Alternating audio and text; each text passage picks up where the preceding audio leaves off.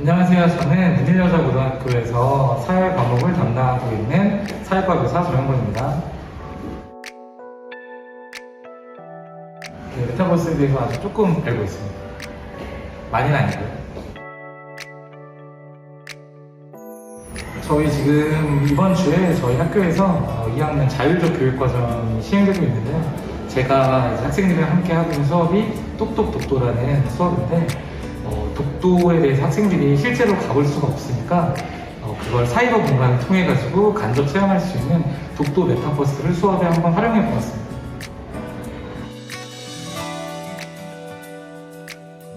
아무래도 이번에도 저도 수업을 준비하면서 생각을 해보니까 수업 시간에 이제 학생들이 할 수 있는 그런 경험들이 당연하게 간접 경험일 수밖에 없는데 이 공간의 특성을 탐구하는 이 지리 과목에서 특히나 세계지리에서는 학생들이 체험할 수 있는 기회가 적다 보니까 이 메타버스를 잘 활용해서 세계지리 교과에 활용한다면 큰 도움이 되지 않을까.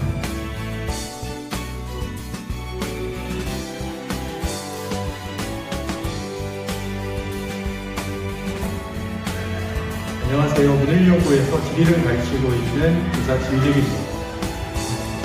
이번 메타버스 기반 상상 공유학교에 우리 문일여고 학생들과 함께 참여하게 되어서 진심으로 기쁩니다. 교실 안에서 수업하는 것보다 메타버스 상에서 학생들과 함께 세계지리 수업을 진행하여서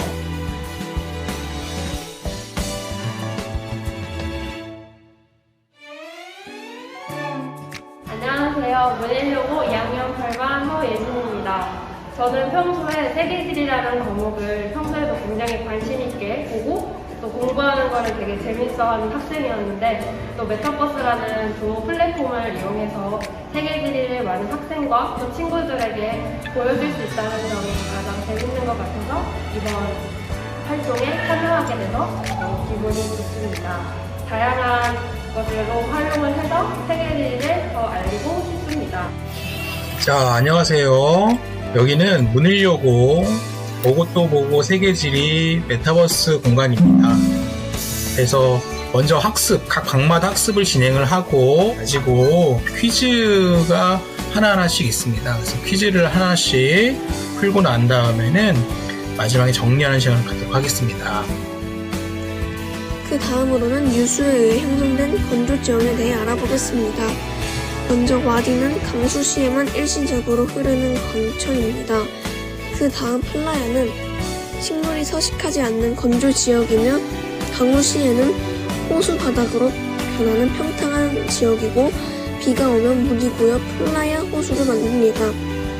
삼산지는 산악지 급류 계곡의 물이 평평한 산록부로 흘러나오는 지점이나 물의 흐름이 훨씬 느린 하천과 마주치는 지점에 부채꼴 모양으로 퇴적되어 생기는 지형입니다. 손상지는 기후란 일정한 지역에서 오랜 기간 걸쳐 나타나는 대기의 평균적인 상태를 이야기하고요. 두 가지로 기후 요소와 기후 요인으로 볼 수 있는데 기후 요소는 기후를 구성하는 요소, 그래서 예를 들어 기온, 강수, 바람 등을 이야기합니다. 기후 요인은 이 기후 요소의 지역 차이에 영향을 주는 요인으로서 위도, 지형, 해류, 해발 고도, 수력 분포 등 주로 잘 바뀌지 않는, 그래서 기후 요소에 영향을 주는 것이라고 이야기할 수 있습니다. 여러 가지의 기후들은 위도별로 태양 에너지의 양이 달라지기 때문에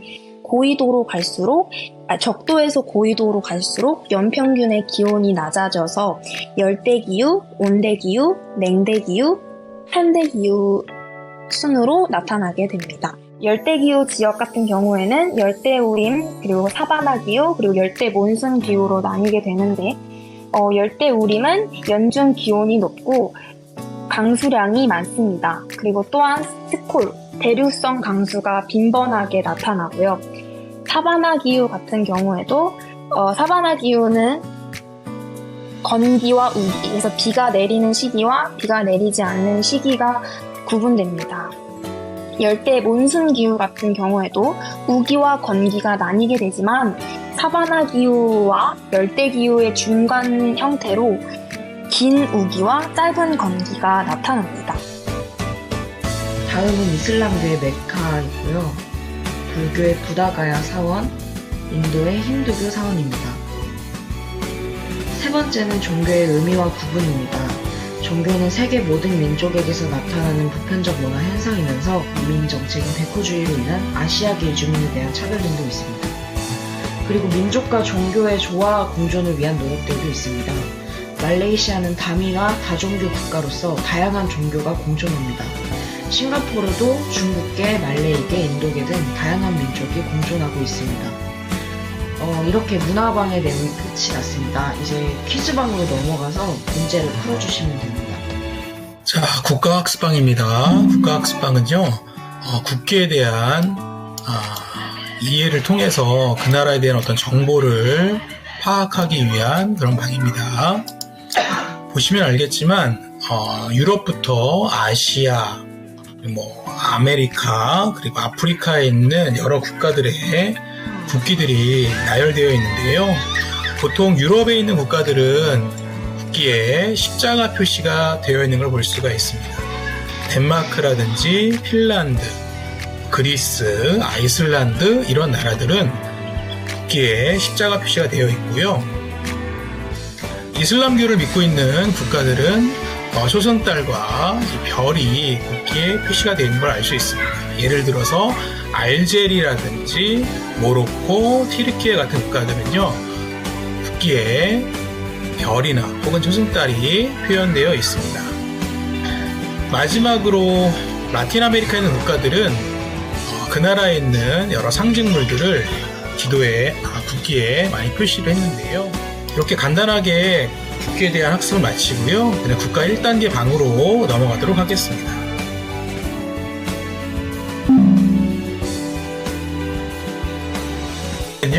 최근 유럽연합에서 탈퇴한 국가를 찾는 것입니다. 벽에 보시면은 새 국가가 표현되어 있는데요.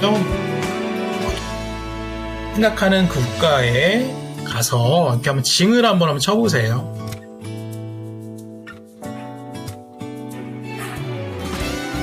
예, 정답입니다. 잘했습니다.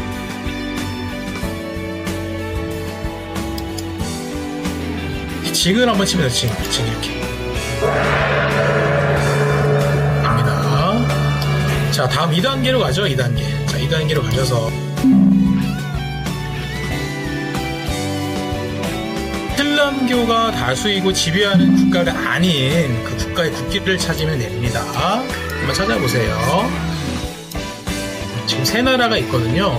세 나라 중에서 이슬람 국가 아닌 국가의 그 스위치를 한번 내려보세요. 국기 옆에 보면 스위치가 있거든요. 네, 이런 식으로 하시면 됩니다. 한번 해보세요. 그렇죠. 맞습니다. 잘했습니다. 그래서 그리스에 대한 국기를 찾으면 되고요.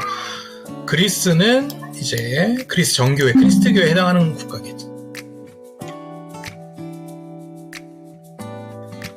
보셨나? 자, 3단계 문제는요. 라틴 아메리카에서 포르투갈어를 주로 사용하는 국가를 찾으면 됩니다. 예, 포르투갈어를 사용하는 국가. 지금 그렇죠. 어우, 잘합니다. 그래서 브라질을 찾으면 되겠습니다. 자, 이런 식으로 해서 이제 국가학습방 3단계까지 모두 학습을 끝냈고요. 광장으로 한번 모여볼까요?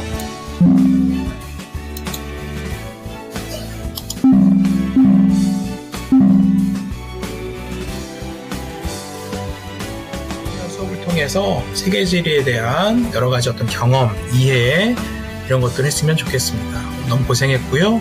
여기에 보시면은 가운데 트로피가 있으면 트로피 수령해 가세요. 탁자에 여기 트로피 있죠? 예, 가져가시면 됩니다. 예, 잘했습니다.